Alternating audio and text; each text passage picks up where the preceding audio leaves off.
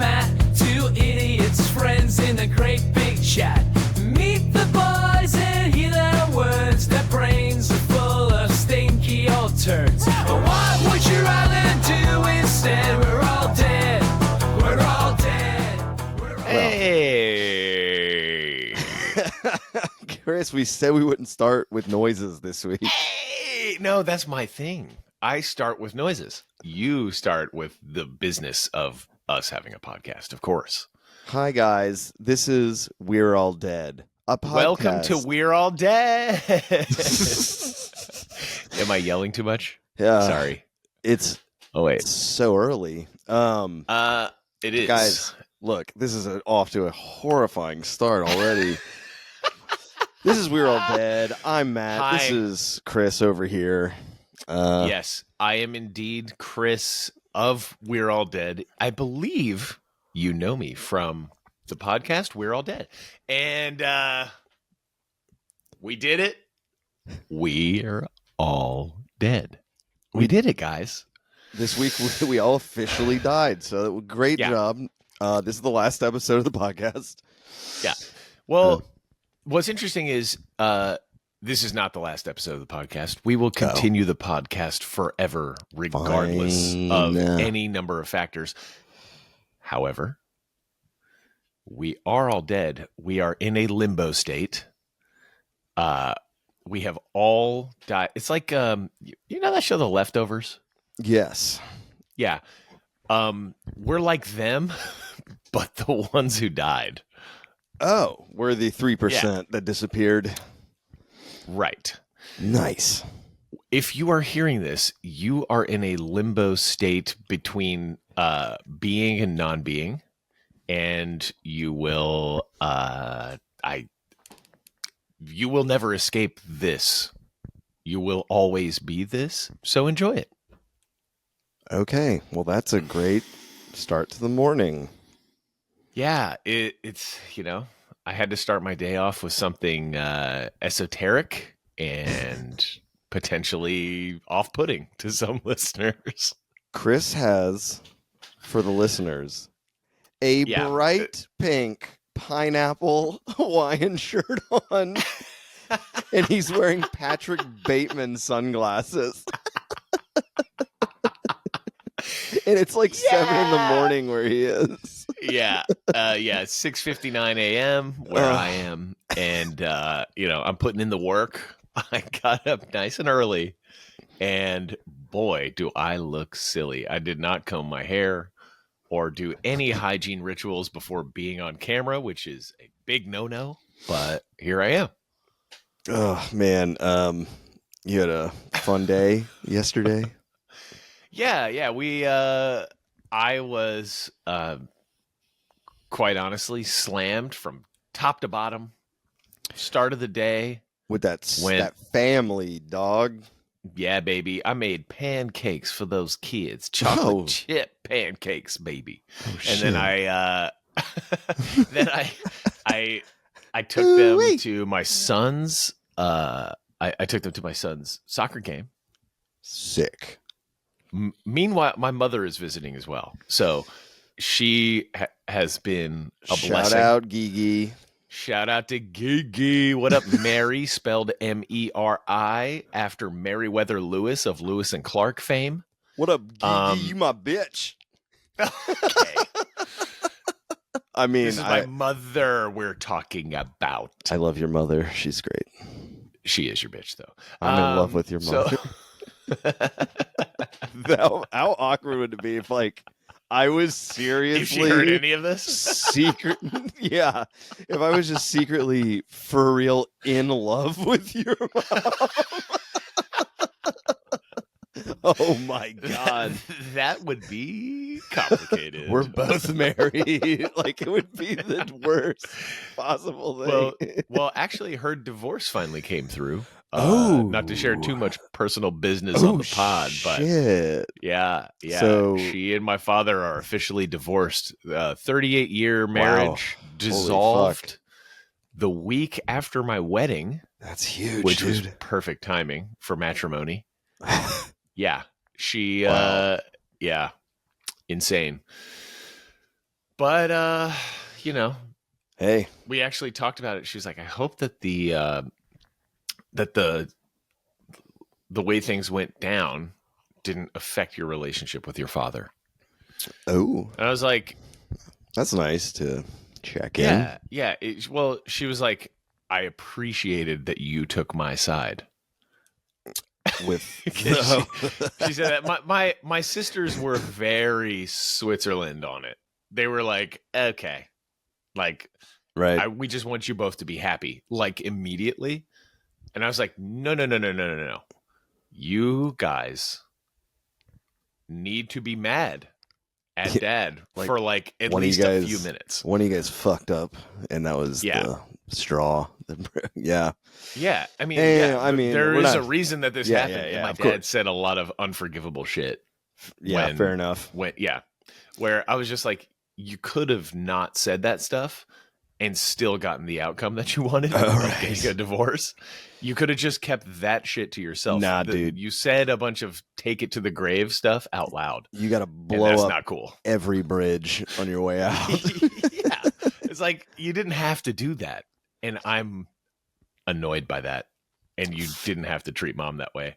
And he heard me and he said, you're right. I fucked up. I'm sorry. And that was it. Yeah. And we have a great relationship. Yeah. And that's what I told her. So I was like, all right, look. And I look, think your dad it's okay. is the man. He's Both awesome. your parents are awesome. Yeah. He's a cool guy. We all have our flaws. I wouldn't be married to him. Yeah. I was like, I really question your choice, Mom. God, What I a would never geek. marry this guy. Why'd you marry such a dork? What are you, gay? Yeah. Hey, look. Hey, by the way, Marrying this is my mom dudes? going out. What? She's gay. Turns out marrying dudes is gay, so we got a divorce. That was the reason they put that on the paperwork. I'm not gay. I want a divorce. Dude, this is a great Reasons segue. for divorcing. I am not gay. Go ahead. What's the segue, baby? What's that segue? Speaking of divorces, holy shit. I read a news article that was so fucked up, and I was hysterically laughing the entire time I read it. Oh, All right. So it's almost all news articles these days. Yeah, Which one? it's our podcast. I mean, so there was this guy just got indicted. Okay. So there's this guy. Uh-oh. He was Legal trouble. He was a divorce lawyer. All right. He's like some fucking divorce lawyer. I think in Cleveland. Cracking a spindrift, Yeah. baby. Bubbly water. Let's go. So this dude's like a divorce lawyer. He's got a client. Yeah. This is like 12 years ago. And his client's this woman. She's getting a divorce from somebody. The trial is about to begin. And the lawyer murders the woman. Oh, He murders his client. No way. Yeah, and okay, Why? it went unsolved for a long time, and he was indicted just now for it. So for something 12 years ago. Yes, so What? Yes, you're saying why? Why would this dude? Yeah, why kill- would he kill her? Right, like maybe there's like a love thing or whatever, right? Of No. course, my mind goes straight to that. The lawyer wasn't ready for trial. So he killed his client. Dude, so He's like, man, I've missed a deadline to file a motion to extend we're gonna or get whatever it's fucked. called. He's like, man, I'm going to blow this one. So yeah, Maybe if I just kill my client. he was like texted her like, "Hey, meet me," and then she got anonymously stabbed to death on the street. And he was like, "Oh, my client's dead. This trial can't go on." And so the trial's over. So he was like a suspect, like in this whole time, like he had been a suspect from the FBI, and I guess they finally just got him somehow. But Anyways, they looked back at his like history, his case history, and he had multiple trials get canceled because bomb threats were called into the courthouse.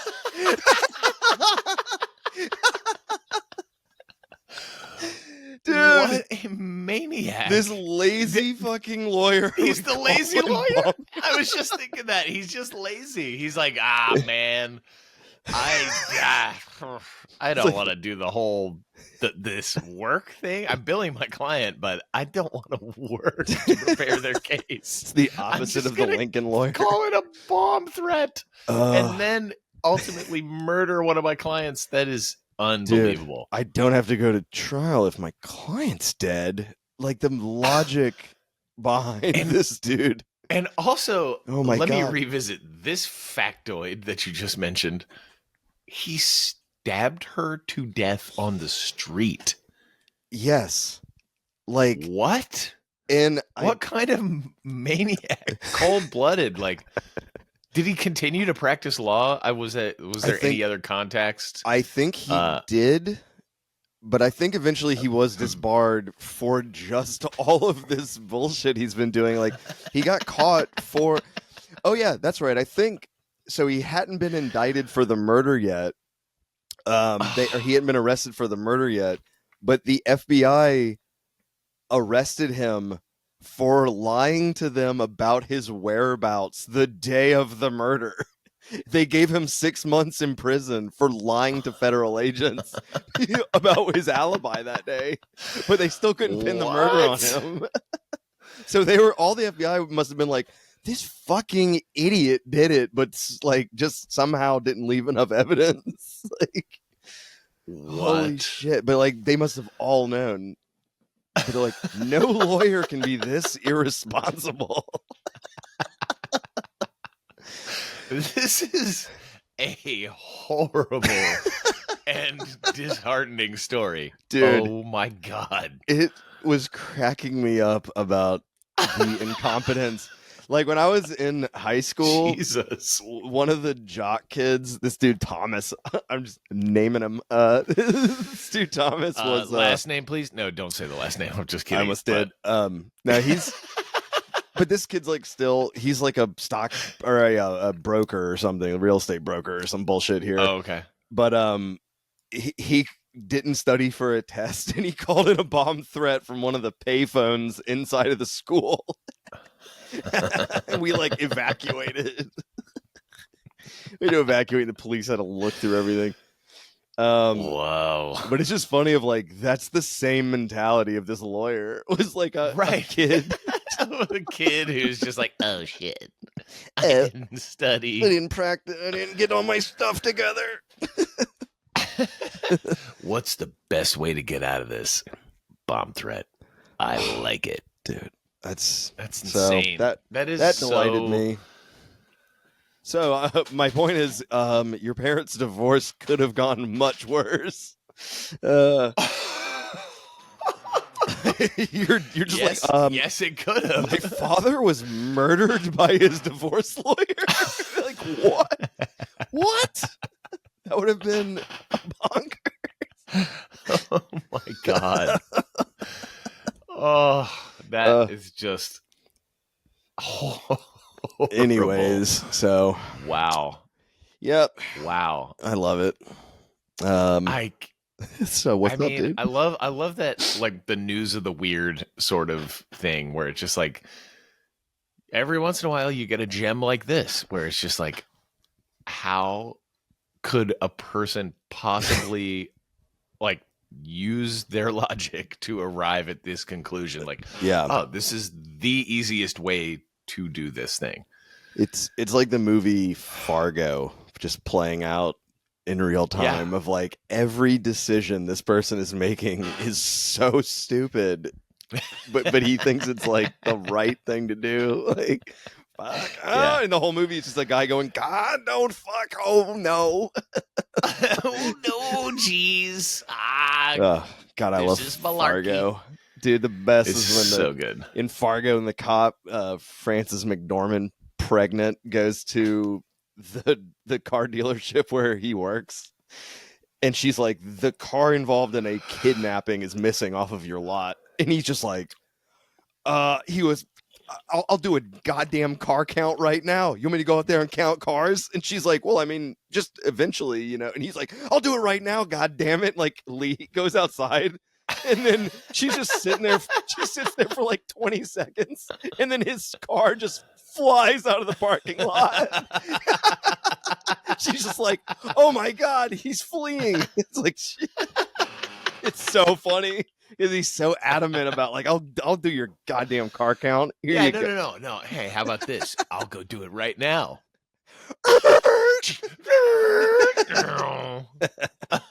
So funny. You're like instantly guilty. If you weren't a suspect when she arrived, you are now. Oh, so good. Oh, man. There is a new Ethan Cohen flick coming out. Oh, I just watched. Did you see the trailer for this? Yeah, it looks pretty fun. I hope it's good. I can't remember the name of it off the top of the dome right now, but it was so. It's called Honey Don't. Honey Don't. Yes. That's right. Yeah, Honey Don't.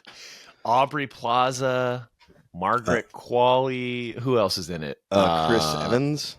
Yeah, Chris Evans playing a preacher. It just looks. It's fun. So weird. Yeah, it looks fun. So Ethan Cohen of the Coen brothers and his wife partner, I think, is the co-writer Trisha Cook. Oh, okay. I think that's his significant other. Ethan Cohen. This is we're on a theme now, but so Ethan Cohen and his person. I think Trisha Cook is trans, and I believe that they have an open marriage.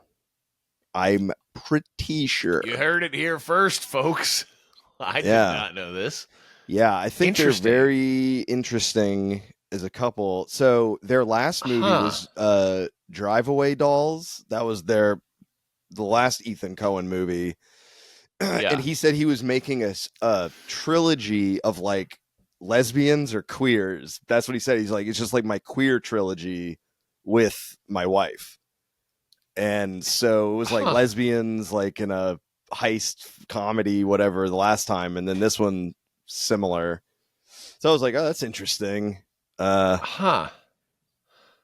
So he's doing. So that's what he said. He's like, it's a queer trilogy. It's like, oh, interesting. Yeah. How did the Which is weird because also is it widely reported the open marriage thing? Yeah, I think so. Yeah. Like I read it in like a E! Entertainment or some shit. I was like, oh, there's something up with that. Like, they're very odd. Says, yeah. Oh wow. By the way, the trans part you might have to confirm. I don't. I was pretty sure that. It was, you know what? Please look it up so I'm not spreading rumors.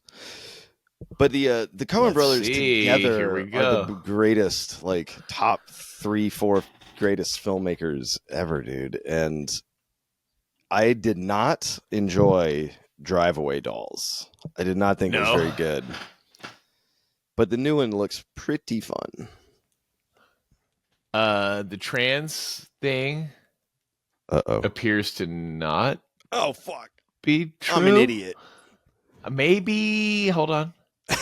Investigate. I'm going to a story from them.us. I guess .us. How Ethan Cohen and Trisha Cook's queer non-traditional marriage inspired Drive Away Dolls. Okay. What was a queer marriage? How was that? They had 2 children. Oh, okay. That appear to possibly be biological children. Okay. Why? Well, what makes their marriage queer? Is it because it's open? Is that a queer thing? I don't think that is. Or they're open to. She's bi, I guess, or some shit. I don't know. Yeah, she identifies as queer. Must be. Okay. And it's funny, like to try to come up with like a Whatevs. Okay, hold on. It doesn't we have matter, a very really. non-traditional marriage and a relationship where there's a bigger unit. I have a partner and Ethan has another partner. Oh, okay. They both have partners. Yeah, They both have that's other called just partners. being single and dating. I love it's all these labels. I have a girlfriend and I live with my wife.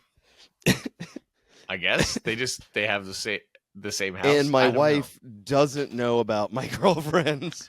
And it's like, you're just cheating. You're like, no, I have a non-traditional marriage. Yeah, no. So this non-traditional marriage thing happens to be that they're just like openly talking about their secret families with other people. Right? What the fuck? Back in this is what I was kind of saying when I talked about my dad's. There are certain like take it to the grave things. That is an old school concept, right? Where like back in the day, you'd be like, I'm a traveling salesman and I have two families. Yeah. Divide my time between them. And I'm not going to tell anybody because I have such shame. And it's 1952 and I can easily afford this with one job. Like, I have 10 kids and 2 families and I sell magazines and I make $400,000 a year. The good old days. You couldn't have 2 families. Yeah, you remember the good old days? Those are the good old days. Think about seriously. Okay, you just had your kids' like birthday and stuff. Like you have 2 Cody's birthday was yesterday. Now, think about how hard it is having 2 kids and a family. Now imagine having another family 2 miles away that you had to keep secret and you had to take them to school, soccer games. Like, dude, you would lose your mind. I think I just the blue screen, the Windows kill screen. I just had that in my brain. 404 error behind Chris's eyes. Dude. Yeah. And of course back then, back then the wife wasn't working, so at least your 2 wives could take care of the kids. But like now it's like both wives are going to work and you have to like help with the kids in both families. You would die. You couldn't do it. That's 2 houses, 2 cars. Although, I mean, you couldn't do that now. No, that's what I'm saying. With real estate prices and car prices and life prices as they currently are. Back in the 50s, you'd be like, I got to buy a second house. That's $10,000 that I have to make somewhere. That's way more attainable than being like, okay, I need another $1 million. I got free college because I shot Nazis in the face. Yes. Dude, hey, can we go back to that? Those days? Can we shoot some Nazis or what? I think we are. Holy shit. Literally, here's another news story to change gears from the second family thing. Sorry, go ahead. This insane ghoul that works for the Trump administration. Which one? Stephen Miller, the bald, like a super creep. He just looks like a shithead. I mean, God, this I don't like to criticize people for the way they look, but this fucking asshole looks like an evil. I mean, I called him a ghoul earlier.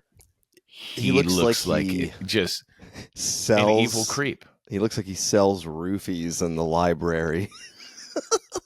Dude is bad news, and I have no idea why. So what did he do? Should be associated with government in any way. But he was like doing an interview, and one of the journalists was like, so all of these new ICE arrests where due process seems to be completely out the window. He's like, yeah, well, the Constitution, the ultimate law of the land, states that due process can be suspended in times of invasion. Yeah. So yes. he's flirting with the idea of military. declaring martial law. Yeah. And yeah, exactly. And calling It's not invasion. illegal immigration an invasion. They don't have that they weapons. can suspend due process. That's not an invasion, dude. You It's guys not. called it an invasion during press conferences and but they're like speeches. we it are looking into the legality of suspending due process because we're trying to find the legal argument to say that illegal immigration is enough to constitute an invasion. If of you America. suspend habeas corpus, you could literally just execute anybody you want. Nazi shit. It's called That is Nazi shit. genocide, dude. What the fuck is with these dorks? What, like, for people who uphold the Constitution and say how much of an important document it is, they are still willing to find an obscure legal approach so that they can carry out something that is absolutely against the Constitution. Yeah. They're like trying to find a way. What is the fucking point? It doesn't make any sense to me. I mean, it's like the freedom of speech thing where everyone is like, oh, I'm so freedom of speech until people start saying shit they don't like. That they disagree with. That is the only thing the First Amendment protects is the shit you don't like. Because we don't have to protect the stuff you like. You wouldn't attack it. It's like literally only there for that. But but it's just like you pick and choose. Like, I think the Constitution is cool right now in this moment because it supports my side. But then when it goes against you, it's like, let's get rid of this fucking old hunk of shit. Yeah, this useless toilet paper document. Yeah, Get out of here. Everyone does do that to some degree, and it's annoying as fuck. And also, it's like, look, if we want to change the Constitution, they're called amendments. That's what they are, amendments. They were amended to change the Constitution. You can amend this document. It's not but it doesn't set in stone certain things. But you need, what, a 2/3 majority to change it? So that would mean democracy. We'd have to have representatives do it, and we're not doing that. So stop trying to suspend shit. That's it's right there, dude. The fact that it has to go out of its way to go, in case you're in mortal danger, is the only time that we can do this. Like, suspending habeas corpus. That's like if the Nazis invaded right now, if China invaded us, we don't need to vote on what to do. We need to like attack and just fucking take over right away. We need to take care of it as quickly as possible. That's what it's for. And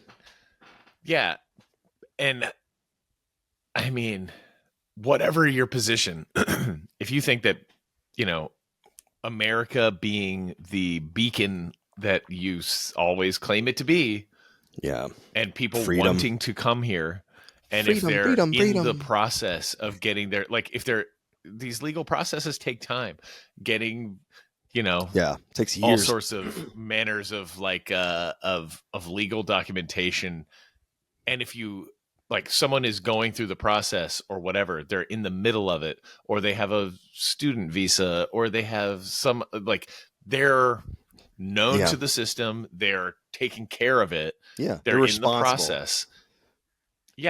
And you are forcibly attacking and capturing them, like, in the middle of this process. Because on a technicality, they are not, like, their status is not 100% enshrined in legal documentation yet. But they're also to seek people out and destroy them in that context is incredibly fucked up. Dude. Especially when it's like it's some person, some immigrant that's like they're going through the process, but they're being targeted because they protested something or whatever. It's like, it doesn't matter. It doesn't matter what protest it is or what side they're on.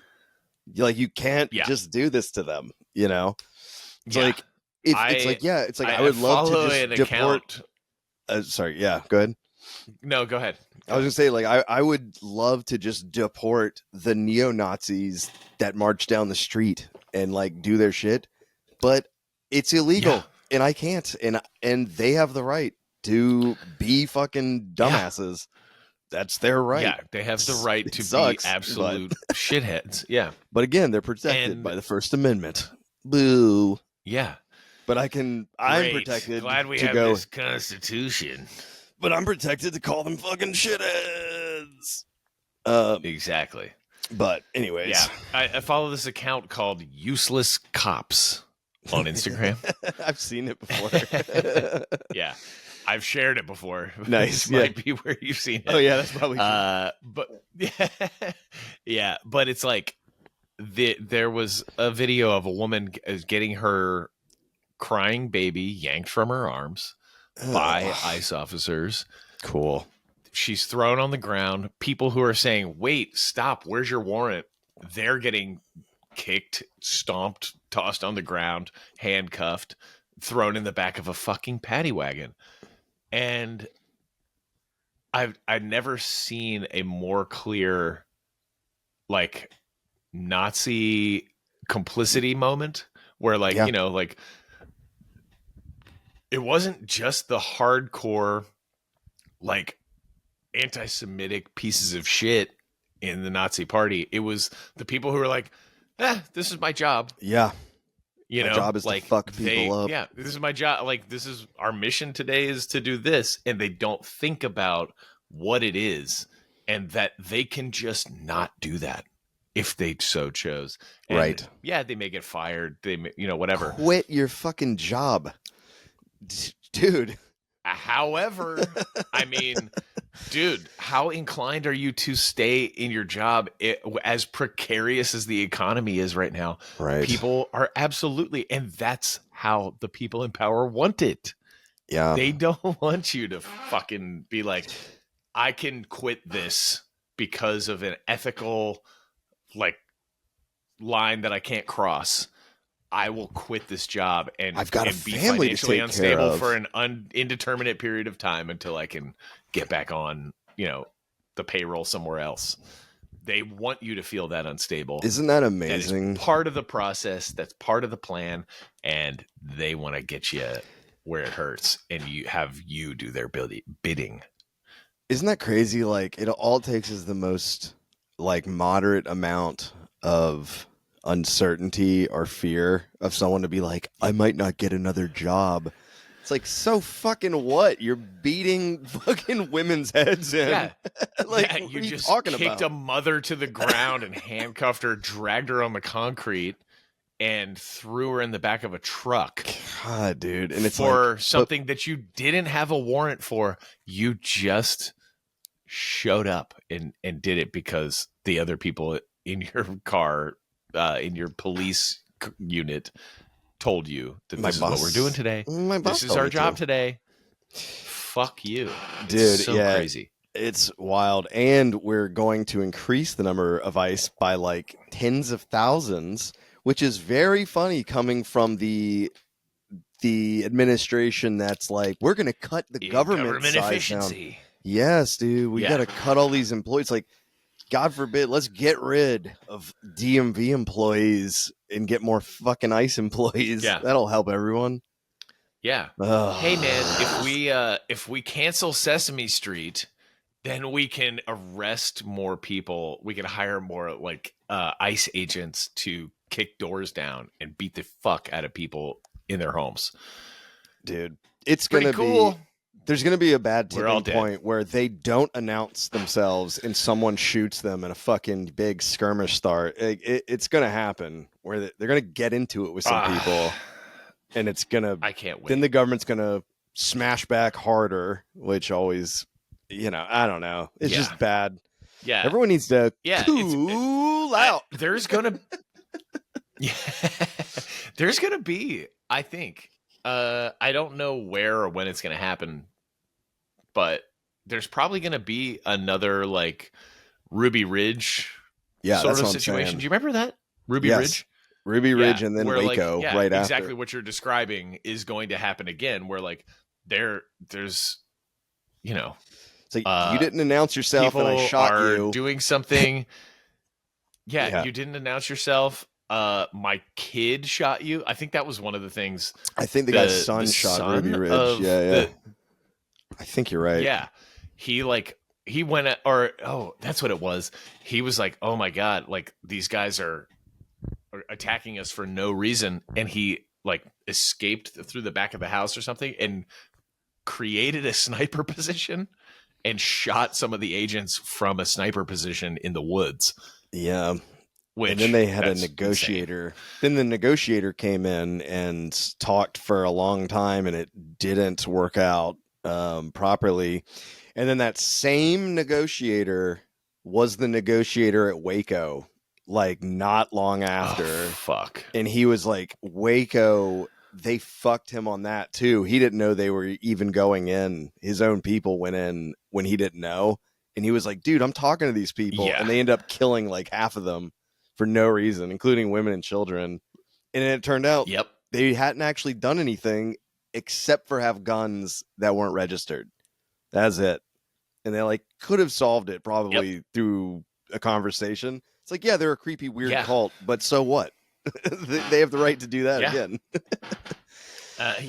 Unfortunately, they do have the right. Yeah. As much as it may irk you, yes, they have the right to give all their money to David Koresh. He and can be screw weird your wife. sex people. Yeah. Half the kids are his. So weird. Dude, he's kind of the coolest. That was some weird shit, but I mean, I mean, hey, come on, David Koresh, Pretty that guy cool. fucks literally. Yeah, all of that stuff. Situations where the government had a weird approach to something, they were not going to take no for an answer, and the people on the ground were like, "It's go time, man! It's go time! This is why we did all our training. Yeah, exactly. Yeah, this is why, like, you said it right when I was saying it. Yeah, we were trained for this. Like, this is let's do this shit."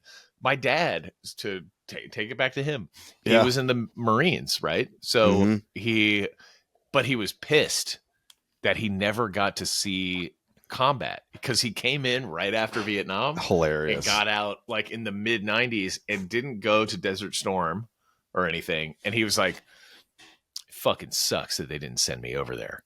That's such a bad viewpoint. It's such a horrible mentality. It's like, dude, my dad was in Vietnam. Served your country in during like relative peacetime, and that is a good and honorable thing. You were trained to do something, and you didn't have to do it, and that's okay. Yeah, thank God.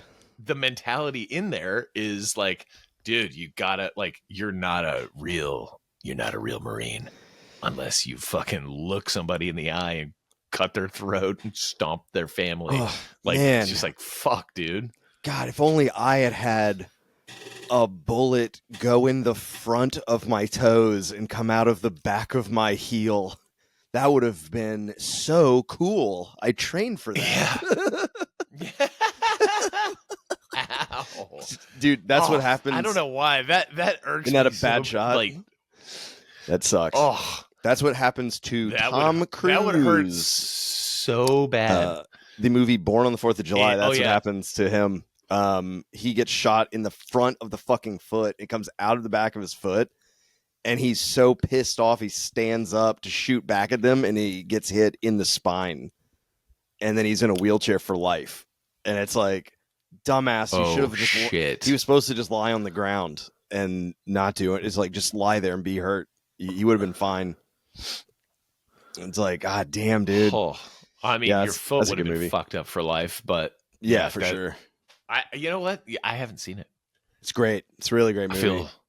I feel like a fool. He goes there very gung-ho to Vietnam, and then it is a utter nightmare. And then he comes back paralyzed and is like, what the fuck was that for? And it's just about this dude's journey, but it's really, really good. Yeah. And like, I yeah, mean, physical therapy, yeah, not so good back isn't then it- either. They're trying to like make It's him true. walk and stuff, and he's like, I cannot. They like force him to like I try to can't do drag this. himself around. It's really rough. Good movie. Ugh. Anyways, So yeah, but I mean, it's a really potent like it's great. situation to kind of like to delve into those issues, right? Where you're what is all this for? Nothing. If you could That was for lose nothing. your ability, yeah, it's almost all for nothing. Right. Someone high up in the ranks decided that this is the right thing to do, and Yep. Here's you our being a strategy. foot soldier for them can only result in your own heartbreak. Basically, it sucks. Yeah, you should get like a big bonus for winning a war. Like, we'll give all of you $1 million if you win this war. Yeah. Oh man. Um, Yeah. Because was it worth it? No. Even if you win, maybe not. Well, we just spent 20 plus years in the Middle East fighting because of 9/11, and it's like I couldn't tell you what we did that changed, or like what did we do to help? Like how did this work? Oh, they all love us now? No, Perfect. I can tell you exactly what they did. We made more terrorists for the Yeah. future. Cool. We antagonized enough people and extrajudicially assassinated enough people with drones and all sorts of like crazy attacks that they will guaranteed hate America forever and teach their children and their children's children to hate America too. You mean like We did not. I'm 14. There is no victory. I'm a 14-year-old, and my father gets disintegrated by a predator drone because he was forced to be the cargo truck driver for the Taliban. And I was like, thank you, America. My father was delivering bad things. Thank you for making him disappear. It's like, dude, you just made so many more people fucking angry. Good stuff, man. This episode turned twisted. We definitely got dark here. Holy shit, dude. I have something really cool too, but what do you got? Go ahead. Yeah.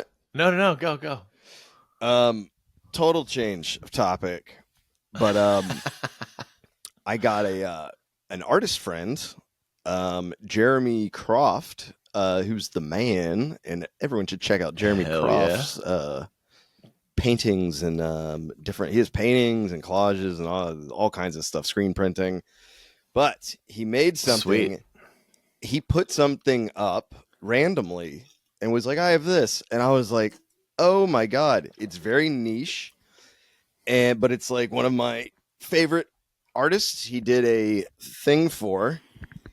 Check this out.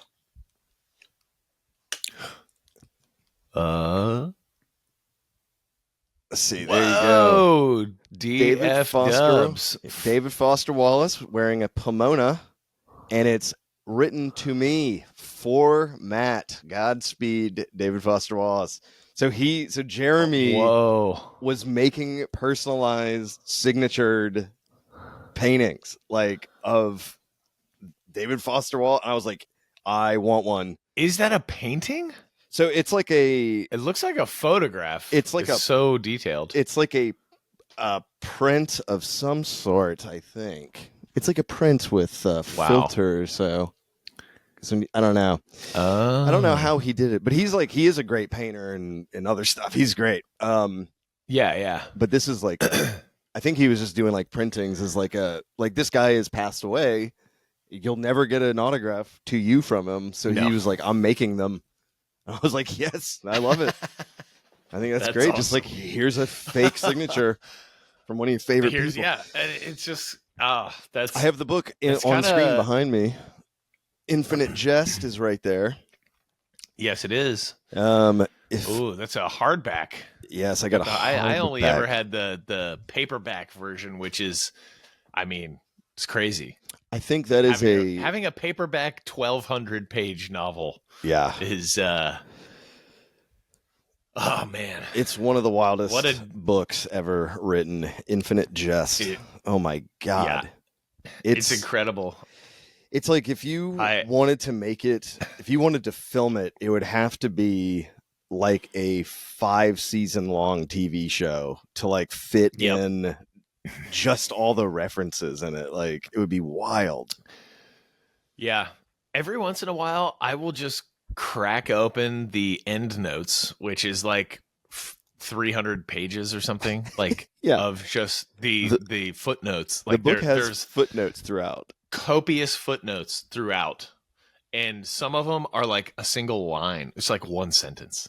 And some of them are like 20 pages where you see a footnote and then you flip to the back and it is 20 pages of material. It's a whole different story. Yeah. It's a whole different thing. There are like twists and things inside of the footnotes, narrative like twists major that affect the main narrative, and you get like that context in a footnote in the back of the book that you have to jump to read. Yeah. And it changes your perspective on what's happening in the main there's a story. There's even I remember there's a man in the book and there's a woman in the book, and in one cliff note you find out they're the same person.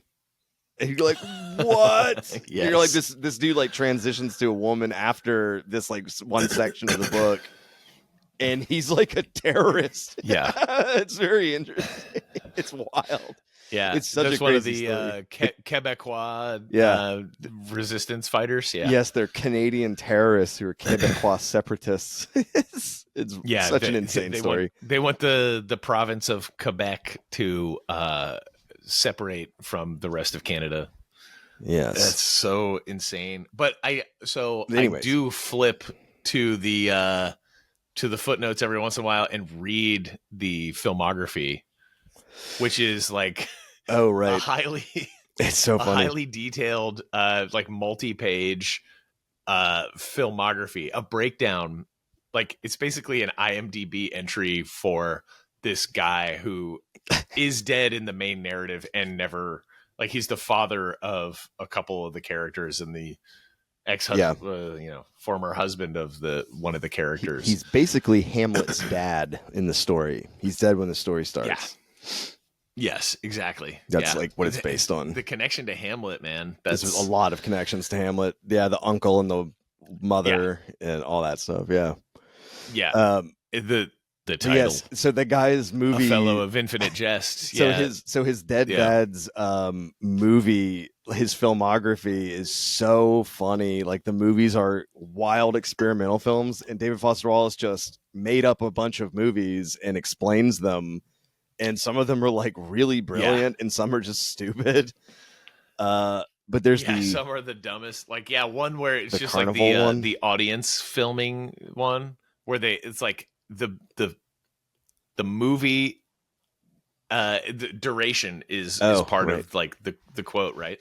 And this one is like variable duration or something like that, where like the people enter a theater and there's like a filter on it, but it's basically a camera looking at the people that go into the theater projected on screen.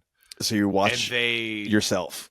And the movie lasts for as long as it takes for everyone to leave the theater. You're just watching yourself. Such an annoying idea. Leaves the theater, that's when the film ends. Yeah, it's like there was. Yeah, he toyed with the self-reflexive nature of art. Yes. And, my favorite was that there was a carnival.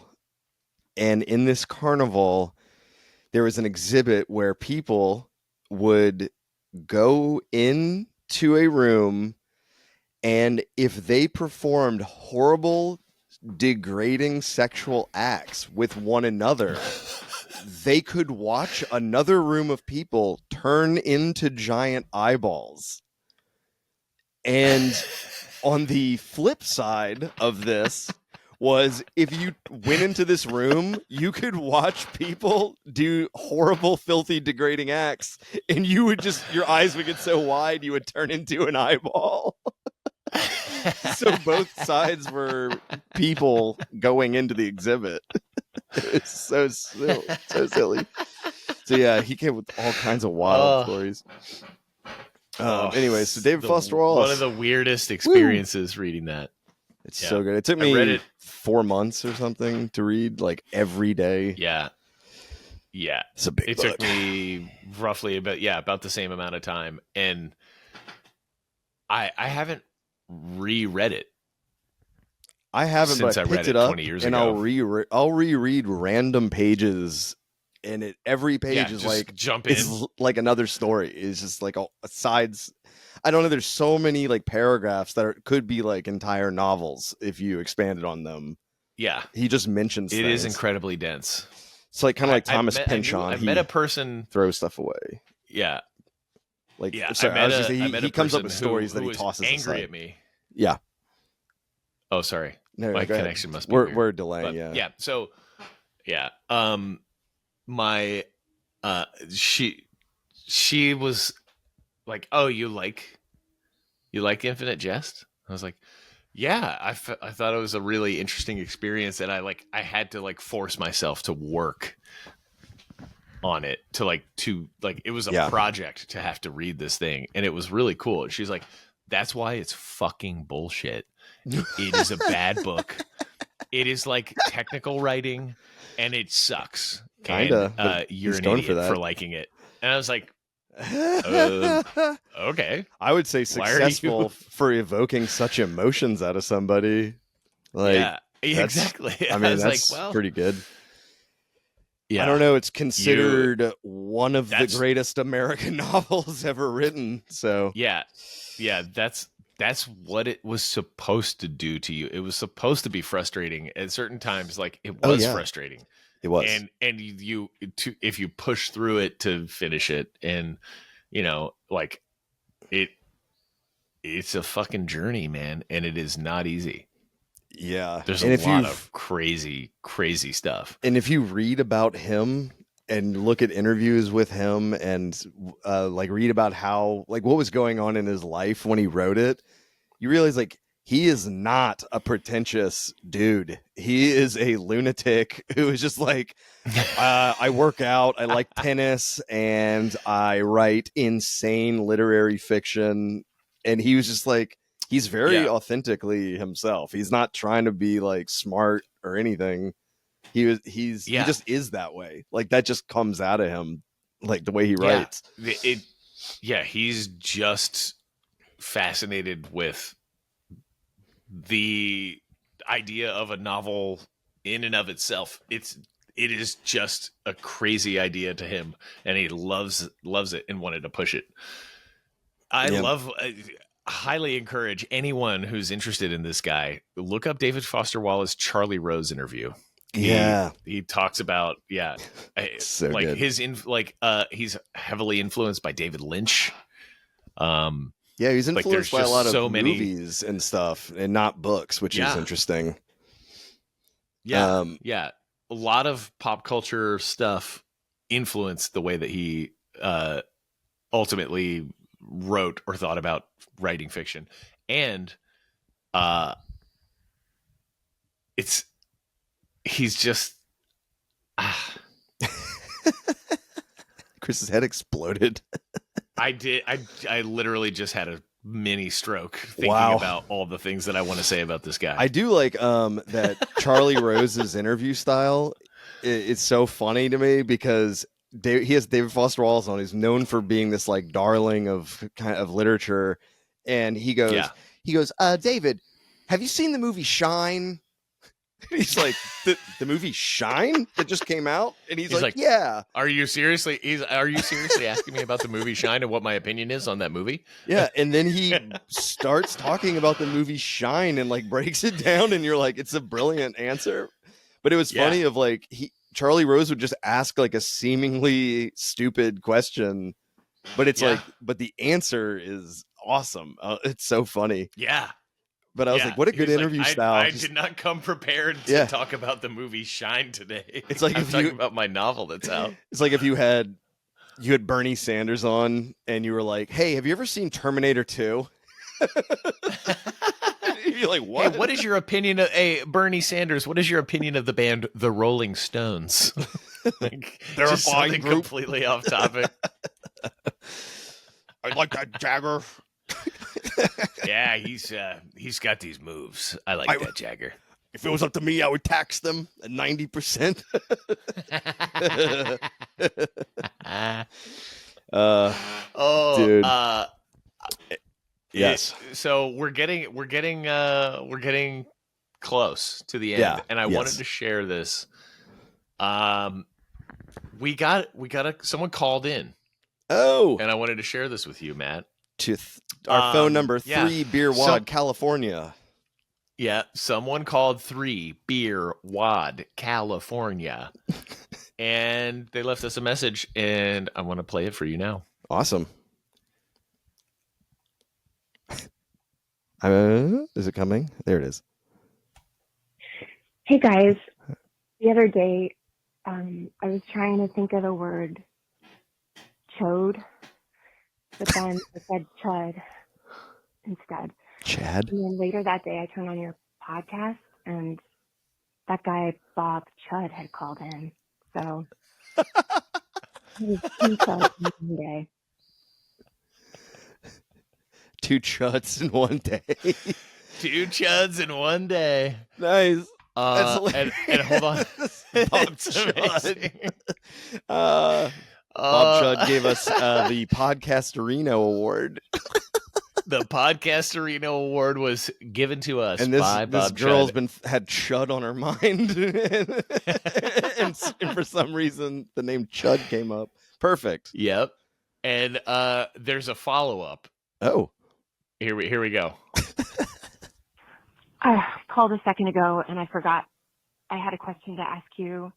I was wondering, what are your favorite podcasts? Or better yet, your very favorite podcasts? Ooh.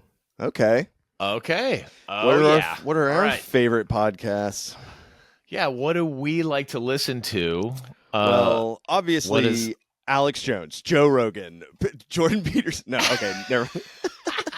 It's just all fucking extreme right wing. Oh, right. Yeah, like crazy conspiracy ones. That's a good question. Yeah, Actually, no. Chris, what are your faves? Well, I think we've mentioned it before. Comedy Bang Bang has a very special place in my heart. Yeah, me I too. started listening when it was still Comedy Death Ray. Yeah. Right after, like it was the first podcast that I ever listened to. And Yeah. it was always super silly. And Yeah. it has maintained the same format and is just always pretty fun. Yeah, it is The great. guests from the early days are now like big, Like John Hamm. more- Dude, John Oh, Hamm Hamm. is He just recently did another episode of Comedy Bang Bang, by the way. that's great. I love So that good. he's still friends with those guys. Like John Hamm was on Yeah. the early, way before Mad Men. He was on Comedy Death Ray. Like, Yeah. he was just a guy that they knew. He was just an actor that was around that was like, hey, man, I love you. I love the way you guys do your thing, and I would love to be a part of it. Cool. And he showed up. Nick Kroll was like an early Yeah. guest. Nick Kroll was dropping him and- heat on the early Comedy Death Ray, Yeah. dude. He was saying wild shit. Fabrice, the beast from the east. Dude, look up Bobby Bottle Service on Comedy Death Bobby Ray. Bottle Service. Woo! He says some things that are El not allowed. Chupacabra. Yeah. All right. Yeah. Yeah. Comedy Bang Bang. That's a Comedy good Bang one. Bang is like that's like a standard for me. I love it. I'm trying to think. Like I do listen to like a lot of just comedians podcasts. Yeah. Well, Well, I remember you told me about maybe Fitzdog Radio one time. You mentioned Oh yeah, that. Greg Fitzsimmons. Greg Fitzsimmons, I love- he's a fun. I love Fitzdog. Yeah, he's a funny one. He's like a His joke is bulldog. that, He's like a bulldog liberal from Boston. He's just like yeah, he's a Irish, short, tough guy. Irish guy. Yeah. He's very funny. Oh, It man. seems very cool. Yeah, he's great. When I met him, he could yeah. not stop talking to me fast enough. Oh, it's I met hilarious. him at a comedy show. He was like, "Okay, man, you could take off now." Like, Do you know that's so it was great. pretty funny. Do you know who's a super genius and has a great stream of consciousness podcast? Is Harlem Williams. Or Did yeah, you say Harlem? or Harland. Sorry, Harland. I always Harlan think- Williams. Yeah, Harlan Williams. It's called the Harlan Highway. Harlem Globetrotters. Yeah, it's called the Harlan Highway, and it's just him being the silliest idiot the whole time. And he just like, dude, he's talking about like, he's like, guys, I got a very important charity. All the money for this episode's going to my charity. It's called Cinnamon Angels Fly Fly Away, and it's for children with cinnamon allergies. It's just an idiot, dude. It's so good. Cinnamon Angels Fly Fly Away is the funniest fake charity. Cinnamon Angels Fly Away. How ridiculous. But is there like a real reference that he's referencing No. with that? Like I mean, that's the thing that I love about Harlan Williams is that he pulls shit out of the ether that is just so silly and out of nowhere. He did a comedy special. I think it may have been his newest one, but he did a comedy special where he did it with no audience, and he did it in the desert on top of a plateau, and he's just screaming his comedy special out to the world, and it's so good. yeah, just talking into the void. Yeah. And No there's like audience. a microphone. Oh. He has a microphone on a stand, like on the plateau with him, and he talks into it sometimes and then just walks away from it and keeps talking. Like, it's very interesting. That's amazing. It's anyways. kind of like the Norm Macdonald's last special. There's a where podcast he was, that I used to listen to. God, Norm, I love you. yes, The best podcast ever. love Norm. His YouTube podcast, the best. So good. Ugh, Yeah. just ruined famous I people's loved his days. little his show. That was so funny. He would like write jokes and have people read them, like his guests read them. Oh, yeah. We should do So a good. bit like that. Have our guests read where jokes. we write jokes for each other and make each other read them. Oh, no. Disastrous. I'm yeah, down. could be bad. But yeah, he made him making Larry King read stupid jokes is hilarious. Priceless, dude. I mean, unbelievably funny. I was about to quote something and I don't think I can. All right. Yeah, I think, dude, we're at time. We're at an hour, man. And I didn't even get to all the stuff I want to talk about. We have so much to talk about. Yeah, we're gonna have to just put a pin in it and save it for next week. All right, dude. Guys, Fine. I'll miss you guys. we love you. Yeah. You're listening to us. I hope that it comes through. We are so happy you're here listening and being our friends. Yeah. Thank and to you. our caller there, thanks, lady. Thanks Yes. for calling in twice. Thank you for having Chud on the brain. Chud, Bob Chud, Chud. he was a wild man. Let's see, is Bob Chud? I'm crawling over here for Hollywood, California. This is the Google translation. It didn't quite work, but I'm looking at the Bob Chud email. Bob Chud voicemail right before from our listener. Should I say her name? I know who it is now that I heard her voice. What? Shout her out, dude. I know. Who cares? Brooke. Brooke. We love you, Brooke. Brooke, I'm I've so never met happy you, that but you listened. I love you so much. We've never met, Brooke but is I'm like your best one of my friend. favorites. She actually was visiting Portland recently, and I sick. got to go out and see her, and it was a treat and a delight. And I love Brooke. She's a very special Nice. person, Awesome. and I'm so glad that she's listening and enjoying Hell yeah. and calling in. Shout out. You should call Brooke. in too.